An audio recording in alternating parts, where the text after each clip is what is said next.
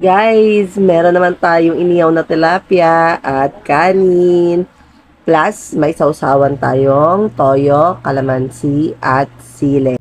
Ito guys, yung toyo natin, sili at kalamansi. Mukbangin na natin. Boss natin konti. Konti lang. Yan.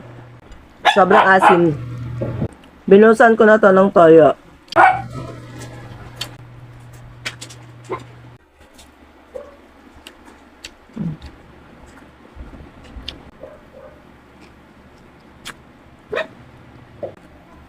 Sausaw natin sa toyo. Ayan.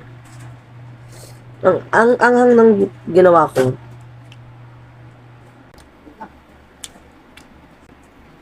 Nag-crave naman ako sa inihaw na esda.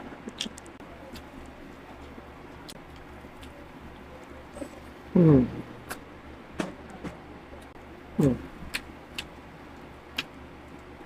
Ano?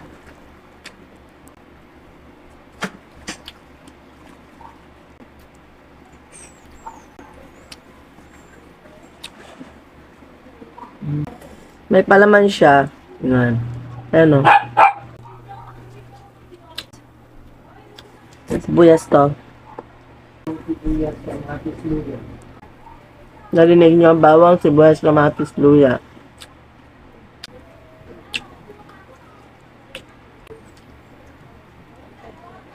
Wala akong kanin. Napapansin niyo na ba? Kaliwete ako. Pag nagkakamay kaliwete ako. Pero kanan ako nagsusulay.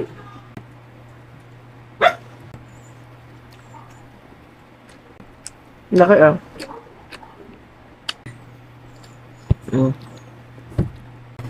Ang anghang ng sili.